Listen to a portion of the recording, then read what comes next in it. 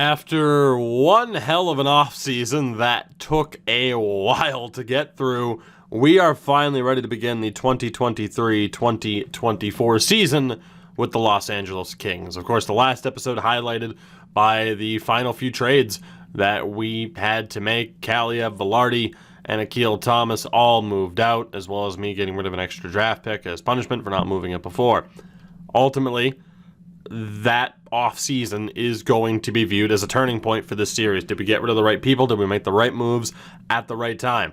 Right now, the feeling is maybe not, but time will ultimately tell. This is how we are going to start off this season. Top line of Dylan Guenther, Alex Turcotte being moved over to center, and Matthew Savoy. Of course, the addition of these two, making it into the lineup on the wings, is what really was the catalyst for a lot of those changes. Carl Grundstrom needs to have a big season. I think that's an understatement after we elected to keep him. Anze Kopitar still here. In the last year of his contract, he and Doughty, the sole survivors on this team, and Erasmus Kupari rounds that out. Third line is Alex Iafallo because we can afford to play him there. He still will have power play time, of course. Next to Jared Anderson-Dolan and Tyler Madden, who we're giving a pretty good opportunity to. Austin Wagner, Mike Amadio, and Matt Luff make up the fourth line. Defensively, we're going to start off with Yuri Zykov and Drew Doughty, K.O. Clegg, and Colton Parayko. Third pairing, Jake Sanderson, next to Tobias Bjornfot. Now, obviously, we want to see how Sanderson can do. If we're making a push for the playoffs, then easy enough. Sanderson goes down, Zykov to the third pairing, and we bring in a top four defenseman. The power play, though, is what's interesting to me. We're going to be rolling with Guenther, Turcotte, Grundstrom, Doughty, and Anderson-Dolan, Savoy, Kupari, Iafallo, Madden, and Kopitar. Fairly effective, the combination of our top nine forwards. That is a pretty promising power play. The penalty kill also looking pretty damn good. And of course, goaltending, he re-signed. But what are we going to see out of Carter Hart? And knowing that Yuri Glebov is now on this roster and is going to try to push for that starting spot, which he could very well take. It's not a guarantee that Carter Hart ends up being the goalie here long term. Time will ultimately tell. Now, getting to the goals for the season, between the last two episodes, there have been a lot of suggestions, and admittedly, even now, I'm kind of, I'm a little bit torn between multiple. So I think here's what we're going to do. One of the more suggested ones was to have all members of the top six hit 50 points. And is that possible? Yes. You know what? I think that's what we're going to do. It was suggested. It was voted on. All top six forwards are going to try to have to hit 50 points, which, again, I think is possible. We're going to want at least one rookie in the top five, whether or not that's Guenther or Savoy. We want a rookie in the top five in scoring, and we need to make the playoffs. Those are the three goals for this season. We'll see ultimately how that plays out. Down in the AHL as well, we still have some players that we're looking at, mainly Rick Van Katterson. We'll see how he does. The big 6'5", 232-pound presumed power forward, former 12th overall pick. And then again, defensively, Mikey Anderson's there. We have a couple of options in terms of the defense. Again, ideally, I would have moved on from a couple of people. Justice and Matthew Villalta, the goaltenders there. So both teams really kind of set up to have decent seasons. Again, though, in terms of how this all plays out, it really is a time will tell situation. It's been a constant, fluid situation as we've gone through this. The game plan can change on a moment's notice. And as we look ahead towards this upcoming offseason, even though the season hasn't even begun, what are we going to do with Anze Kopitar? We have $28.5 million to work with, and you see, Clegg has to be signed, Amadio. We have some contracts to worry about, but money's not going to be an issue. Now it's going to be a matter of bringing back, the right people at the right time. But as it stands, everybody wants to come back, which is very good news. But obviously, what happens with Anze, that is solely up to what happens this season. And if we think it's worth just moving on from him and giving him a chance to perhaps win with a contender. But to take a look here at the overalls before we start this season, 92 offensive and 100 rated offense for the Jets, 87 defense, 88 in goal. So clearly the team getting better, closer and closer to being contenders once again. So let's get this season underway. let's do this. Let's see how this goes. So again, the top 6, we're looking for good point getting, point scoring, goal scoring even. We are also looking for the rookies, of course, who are a part of that top 50 to do, or that top 6 who need to hopefully score points. We're looking for them to do well. And of course, we're looking for the playoffs again, which isn't all that surprising. I'd say that's an accurate goal. That's a fair goal, all things considered. As right now, not the best start defensively. 3-3, quite a few goals being scored, but yeah, defensive record right now is certainly questionable. The offense is no doubt potent as Washington fires their head coach very early on. 5-4-1 through our first 10 games. Of course, it is super early on. But I want to take a look here. Alex Turcotte is crushing it. Goal a game pace right now. Let's take a look here at Dylan Genther. Confirmed 84 overall, so that's fantastic. 14 points in 10 games. Matthew Savoy, 15 points in 10 games. That top line doing very well. Carl Grundstrom, 13 points, looking pretty good. Same for Kopitar, same for Kapari. Third line, he follows, done pretty well. Anderson Dolan as well. Defensively, that line's a little bit rough. Right now, it is just the defense. I mean, the offense is certainly putting up points. Zekov, Doughty, Clegg, and Parayko have done well. Sanderson and Bjorn fought. We'll stick with it for a little bit longer. Not sure how much longer, though. Actually, you know what? I don't even want to stick with that right now. We are going to go with Bjorn fought. We'll go Sanderson, Zekov. Goaltending-wise, Carter Hart's just not getting it done, nor is Yuri Glebov. Both averaging over 4 goals against per game. That needs to change, and that needs to change quickly. But again, we're only 10 games into the season. Plenty of time to try and make things work. Let's sim another month here. See how it goes. We play a very good Sabres team and beat them 6-5. A bit of an Eastern road trip here. Lose to the Rangers. Apparently it's going to be a good year for the draft. I'll take your word for it. We beat Columbus in overtime.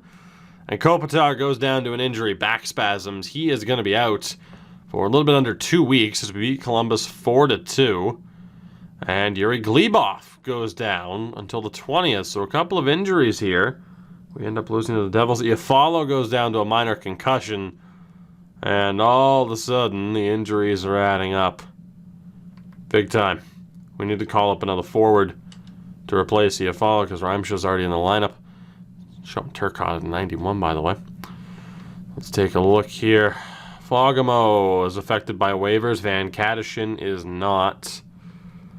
And you know what? Just for one particular commenter, one particular person in the comments, we're going to give Nick Wong an opportunity at the NHL level. I feel like that's a good way to go. Play him with Anderson Dolan and with Tyler Madden, where they're better options, obviously, but he's not going to be here for that long anyway. As I hate that it doesn't fix the 3-on-3 lines. It's so annoying. Nick Wong, congratulations. You're going to be playing in 3-on-3 lines. So that's got to be cool for you. Back over to centers. And the sniper gets an opportunity. And then down in the AHL, I mean, these lines are just going to be... Oh, they're going to be a bit of a mess. But we're going to do what we can. Healthy scratches. Mikola. Let's give you an opportunity. Again, too many defensemen currently signed to that roster. We do get an offer to move Cairns for no reason. I'm just gonna decline that. Not that I expect to ever sign Cairns. If he was under contract, I'd do that. There's really no reason to make a move with Montreal there. We do get a couple of players back, which is good news. And it would be Glebov, Kopitar, still not good to go. Ingham played, made 24 saves, but allowed 5 goals. So not ideal. The goaltending has really been problematic. And again, we've dropped the goal-scoring settings. Good God. You know what? I'm just going to do this so people don't keep offering the deal. Let's just take that. I have lowered, to continue that point, the goal-scoring settings since we've begun this series. Oof, Tyler Madden's only an 80. That could come back to haunt me. Let's get Kopitar back in there. And Nick Wong wasn't exactly a negative, but we are going to get Reimsha into that third line spot. As we get ready to play Anaheim, Follow is back as well. Madden apparently was slightly roughed up, so that's good to know. Let's send Nick Wong back down, go back to the lines, and that will get the former first liner for us in Alexia Follow back in the lineup. And then AHL-wise, let's take out the Mikola and bring in Nick Wong. And we're good to go. Let's continue onward. Of course, we'll get an update on stats and everything. Hopefully, it follows back to 100% before that Blues game.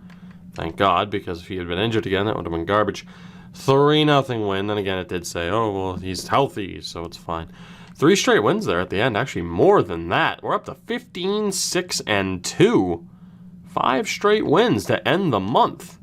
A pretty good run. All things considered, up to third place in the division with games in hand on both of the teams in front of us. So right now, so far so good. Dylan Genther, 29 points in 23 games. Alex Turcotte, obviously more than that, leading the team. 25 points in 23 games for Matthew Savoy, so looking very good. Carl Grundstrom, over a point per game. Kopitar, over a point per game. Kupari, over a point per game. Alexia Follow, 16 points in 20 games is fantastic. Anderson Dolan with 19 and 23, also great. 15 and 23 for Madden, very happy with that. Fourth line, 7 points for Wagner, 7 points for Amadio, 10 points for Luff. I'm very happy with the scoring pace of this team. It's just defensively, it's been a bit of an issue. Bjorn Fott and Doughty haven't gelled well. Clegg and Parayko have been ungodly together. And then Sanderson and Zykov. Sanderson does have 7 points. We're going to try Sanderson with Doughty. And we'll run Bjorn Fott with Zykov. And we'll see how that goes. But Sanderson's shown somewhat of an ability to put up points. Problem right now, I mean, Carter Hart's at least back up to a 900, but man, we need goaltending to show up, please. Like, we really, really do. 6 games, 3 points, -1 for Drake. Not that bad. We will march onward. But again, if goaltending continues to be an issue, we might just have to look at potential possibilities. Not necessarily this season. I think we're going to keep that duo. But, potential possibilities down the road. Again, I've talked about it. Carter Hart, is he the long-term guy for us? I don't know. Aiden Dudas goes down to injuries. We beat Colorado at the NHL level. We also beat Dallas. So, again, the goal-scoring threat continues to be there. And then we get absolutely shelled by the Coyotes. Let's get Dudas back into the lineup here for Mikola. Again, I'd love to bring in some help for this young team, but nobody's really wanting to make deals for any of those defensemen, unfortunately. So we lose to the Islanders as well. Calgary makes it 3 in a row. Perhaps we're crashing back down to reality a bit here. Beat Montreal, overtime loss against Ottawa, shootout loss against Carolina. Not a great month for us. Regulation loss to the Rangers and to, I think that was Montreal right there at the end. Damn, no, it was Washington, excuse me. It was Montreal a week ago. We play Boston and win 5-2. Ned Patrick suffers an injury down in the AHL. Win over St. Louis, win over Calgary. 21 wins, make it 22. Final game of the year is a win, 4-3 over Vegas. So January of 2024, 23-11-4 on the season. Currently in second place, 4 points behind, but 2 games at hand, so same point pace as the Calgary Flames. So we're looking good. I mean, it's obvious we have some concerns, but we're looking okay. I mean, Genther's up to an 85 right now. 39 points in 38 games. Turcotte's looking great. I mean, I think it was the right call to give Savoy and Genther this chance now. And then second pairing, I mean, Grundstrom, Kopitar, Kupari. In terms of everyone in the top 6 hitting 50 points, it would be a miracle if they didn't at this point. So we got that in the bag. In terms of making the playoffs, we should be good as well. I was a little bit worried about Kupari because he struggled in terms of point totals last year, but he's looking good. Even Alexia Follow, 28 points at 35 games is phenomenal considering he's on the third line and relying on power play time. He's proving, I'm sure, to be a power play specialist. Only 5 points. Wow. So he is just he's shooting 13%. He's just making the most of his ice time, as is Anderson Dolan. Tyler Madden has 20 goals.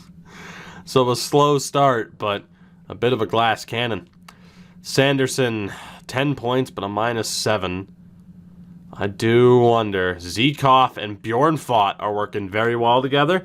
I think that goes to show, as much as like, okay, Sanderson's improving. If we can bring in another top 4 defenseman, we should be fine. And if we do that, and still the goaltending struggles, then we clearly know what the hell the issue is here. I'm tempted to give Matt Roy the opportunity, because we've seen what he's been able to do before. At the very least, actually, I think I might give him a chance and send Sanderson down, because we know he's putting up points, but defensively he's struggling. We're going to change up the wants. And right now we have low-end forwards, and we are going to be looking for a top 4 defenseman, which would be somebody 83 overall and up. And we're going to see what's out there for us right now. And hopefully there's something. So any kind of low-end forward or a top, and I think with the forwards here, I set it up as like 77? 78 overall. So looking for helpful AHL forwards. And now we're going to be looking for a decent enough defenseman. And surplus, we're going to have that listed as some of our kind of meh defensemen, but also some draft picks. And in terms of prospects, I mean, the issue is, like, we really don't have that many good prospects to use. Goalie-wise, I'm going to say any goalie under a 78, which would be all of our current AHLers could be used. And then for forwards, pretty much anybody non-roster. I mean, I'm at least willing to listen if we can bring in a potential top 2 or top 4 defenseman. We'll say anybody under a 78 as well. So I'm going to give it a little bit of time, see if the AI comes through on the trade block. And if not, we'll see what's going on. But I think right now for Sanderson, I think I'm going to give him a little bit more time. I think that's fair. I mean, again, 10 points, the -7 though. Let me take a look here at some of the other stats for him. He just might not be ready yet. He takes a lot of shots, but the shooting percentage is way down. Time on ice is decent. He hits, he blocks. He just, the takeaways just are not there compared to the giveaways. Even last year, though, in the AHL, he had a positive total, at least for the Hershey Bears, before he came here. He's physical, he blocks, but is that enough right now? I don't want to send him down and potentially ruin that morale. Let's give him a little bit more time. Give him a little bit more time. And halfway through the month, again, 10 points and a -7. If he's not looking better, we'll give Matt Roy a chance until we end up seeing if we indeed need to make an offer. So we will give him, let's see, we have 3, 6, 9, 12 games this month. So fairly straightforward. He gets 6 games. If I'm not liking the numbers, we give Matt Roy an opportunity. And we see what happens from there. As we'll keep Ned Patrick out of the AHL lineup. The Maple Leafs have fired their head coach. How I still wish they had licensed. Matt Savoy is going to be out for a month. That sucks in terms of the rookie scoring race. Like, that really sucks. And, I said, what, top 5 in scoring? I think the post was initially like, okay, it could be top 10. Actually, no, he's not going to be out for a month. It's January already. Why did I think it was still December? Thank God, though, he's not out for that long. Initially it was like, okay, like 2 in the top 10. I settled for 1 in the top 5. I felt like that was fair. We play Vancouver. We lose. We're still in second place in the division on 25 wins. But let's take a look at what's going on with Jake Sanderson, as he's been playing next to Drew Doughty. Sanderson, I mean, he got a little bit better, right? Not crazy good, but he got a little bit better. We'll give him until the end of the month. 11 points and a -5. We'll give him until the end of the month. We haven't heard anything from any other teams yet, which is a bit disappointing, but we can see what's out there. So we will sim to January 1st, right at the end of the totally not all-star break. a week-long break. I don't know why there's a week-long break, but sure. We lose to Calgary. We lose to New Jersey. We're slipping. We lose. Okay, something's got to change. Whew, thank God we won those last 2 games, but another rough run of form there. 6 straight regulation losses. Yeah, 6 straight regulation losses. Pretty brutal. All things considered, the 27-18-5, solid record. Currently in 3rd place in the division, but it is a very close race with the exception of Anaheim and Vegas. Alex Turcotte over a point per game. Sanderson is the first player I want to check here. He had 11 points and was a -5. He's done. Sanderson's done, at the very least. We're going to give Matt Roy a little bit of an opportunity. And from there, I'm not sure. Bjorn Fott and Zekov have slipped up a little bit, but I still think they're a decent pairing. So we're going to give Matt Roy the opportunity. And we are going to send down Sanderson in the meantime so that he can get that prime time AHL ice time. So he just wasn't ready. It was worth giving him an opportunity. I still want Mikey Anderson to play. So I don't really know who I'm going to call up. But at 24, Phillips is 24, Durzee's 25. Movarare, I guess. Austin Strand, I think, for the moment. It's going to be that temp call-up. That AHL defense is good. I can't send Sanderson down. He went up to top 6. So here's an interesting point. Normally, it's what they are at the top of the at the beginning of the season. Do we want to say he's the top 6 now? I think we're stuck with him. That complicates things a lot. That is a very okay. Here's the thing. Let's go see what's out there, right? Let's go see what's out there. And you know what? If there's nothing out there for us on this team, then hey, screw it. We know he's our guy. But if there is something out there, then we have to make that decision on, okay, if they're a top, if they're a depth forward or a depth defenseman at the top of the season, but then they change, but they're not working, am I allowed to send them down, or do we have to stick with them? Now, I think forward-wise, we're golden, right? We have some decent depth, kind of, but for the most part, I think we're fine. I mean, I trust the team that we have right now. There's really no space. Like a Zuccarello or a Parise doesn't make any sense. We're looking solely for a defenseman, not named Sean Walker, although he has actually done pretty well. Damn, he's done really well for Laval. Who else is out there? Although Ian Cole was out there. But at 34, I mean, he's a top 6 defenseman. Fits in on the 3rd pairing, but our 3rd pairing's done well. Like, we're looking for someone to play alongside Drew Doughty. He has 3 years left. Absolutely not. Nashville, oh my God. Yossi and Ellis. Edmondson, Goodbranson, Bogosian. I mean, obviously not exactly interested in the latter options. Goodbranson's terrible, but that team in general is terrible. I mean, Roman Yossi and Drew Doughty together? That's a lot of money. But it could work. He fits in. And then Ellis doesn't fit in perfectly, but he's a good penalty killer. I'm just wondering, like, what would they want for Roman Yossi? Jared Anderson, Dolan, and picks. If I were to edit this. Because obviously we're not giving up Anderson Dolan.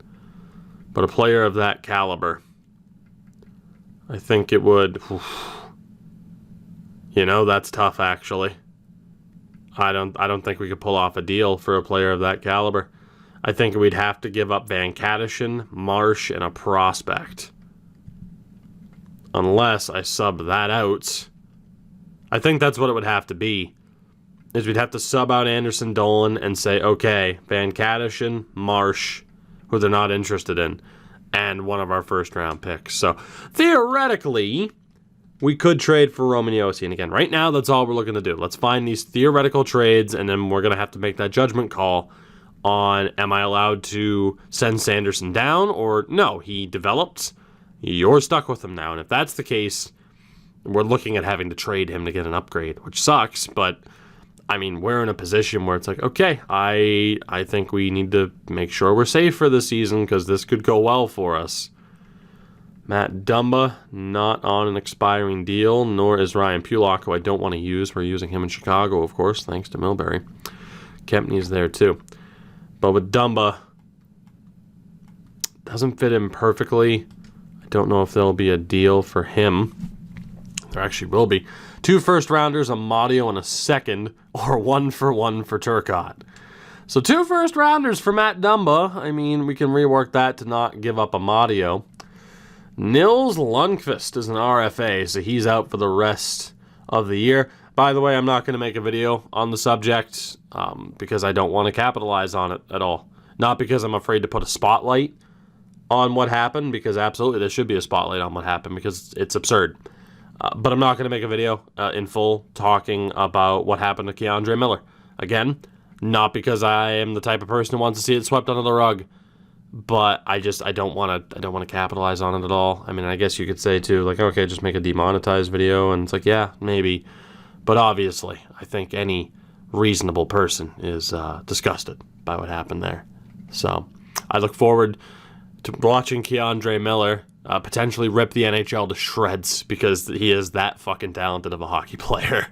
So, yeah, people on the internet are still going to be very unhappy when he turns out to be probably one of the best defensemen in the league. The New York Islanders didn't have anything for us either. What about Ottawa? Matt Sundin, please. Mikhail. Damn. Philadelphia, Gostisbehere has full trade value. Jesus, 4-year deal, though. What would it cost to get the Ghost Bear? 2 firsts, Pow. Ooh, I don't think I'm good with giving up Pow. 2 firsts and Pow. That's a lot. That's a lot to give up. Philadelphia, not Philadelphia, didn't have anything. Pittsburgh, man, I'm losing my mind. All defensemen. Borowiecki is the only one on an expiring deal. So like, TVR is on a pretty good deal, but he's playing in the AHL right now. He apparently fits in well, but it's like, do we really want to try to rely on TVR to fix it? Scott Mayfield, I mean, solid, but the penalty minutes, do we want him to be top pairing with Doughty? Eunice Brodin doesn't fit in on this team at all.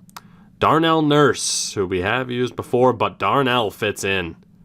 Whew, $6 million for the next 5 years, though. And then Klingberg's making $8.5 for 5 years, but doesn't fit in. So, I mean, like, Darnell Nurse is there, but he is expensive. There is no way that's Borowiecki's true value. 87 penalty minutes. Good God. San Jose, Erik Karlsson and Brent Burns, but obviously there's just no way. I mean, well, in theory, with Karlsson, maybe. Burns is still a top 4 defenseman. Doesn't fit in. Karlsson's not a great fit on this team either. St. Louis, Philip Denon, turning into a beast. They do have Chris Tanev. Hasn't been great, but he's confirmed to only be an 80 overall right now. Again, I don't think we want him for a top-line spot next to Drew Doughty. You got Grzelcyk. Yeah, no one's really a great fit there. Tampa. Nobody great. Toronto, except for noted defenseman Nick Robertson. Not that much there. Mirko Mueller, obviously not someone we want to play next to Doughty. Vegas, nobody aside from Patches, but obviously Patches doesn't fit what we're looking for. Washington, like Lucas Johansson, we don't want top pairing. Winnipeg, we know that's not Jari Kurri, unfortunately. Anaheim, still looking to move on from Pietrangelo. Expiring deal, veteran defenseman. He has been brutal this year because that team sucks, but Petro and Doughty could work. Brody's on a little bit longer of a deal. What would it cost for us to get Alex Pietrangelo? That is the million-dollar question, and apparently they're not all that interested in anything that we have. Again, we're trying to do as many trades through the trade finder as possible, even if it means we miss out on value. I know we're going to miss out on value, but again, this series is like, hey, if we got to throw the AI a bone and I don't rob the AI blind on every single trade throughout this series, I'm cool with that. Again, if people want the next series, you know, after this in Chicago, if they want one of those series, if you want one of those series to just be, Toogie, just kick the hell out of the AI. cheese them in every possible way, and build a super team of super teams. I'm down for that. Not what this series is meant to be, though. Arizona, nobody that we want. Boston, nobody that we want. Buffalo, nobody that we want. What about Calgary? Nobody that we want. Carolina, Jake Bean, but he's still out for the year. Let's see, Chicago, moving Taves. Wow, Chad Chris we can't get. Colorado, nobody. Columbus, nobody. Dallas, nobody. Detroit, Mackenzie Weegar, Matthias Ekholm, not with those terms, and obviously just not in general. Edmonton, nobody. Florida, Claude Giroux, but nobody we're really looking for. So, I mean, in terms of the options, like right now at least, we're looking at Roman Josi. We're looking at, I mean, probably not Gostisbehere, but, I mean, Nurse, Brodin. Like, there are a couple of options out there, but it's looking unlikely. So, I'm going to leave it up to you as far as what you think. Hell, we could send Glebov. That might backfire big time, but could use Glebov. Not that I want to use the follow there. So I'm going to leave it up to you now that you've seen some of the options that we have right now. Course of action is this. It's pretty straightforward.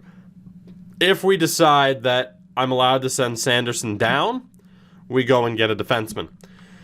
If we decide that I'm not allowed to send Sanderson down because he's now a top 6 option, then he's got to go because Zekov and Bjornfot are doing well, Parayko and Clegg are doing well, and we need somebody in that, top spot next to Drew Doughty.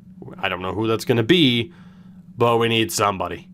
So Sanderson will be a part of a package deal for somebody like Roman Josi or a top-notch defenseman. Again, we have a lot of money freed up next year that we can afford to spend for a short amount of time. After next year, you start to look at Grunstrom's deal will be up, Anderson, Dolan, Kapari. Good thing is Turcotte and Kenther, of course, they're signed for a little bit. So we do have to play it a little bit safe with the money. But for the most part, we're looking okay.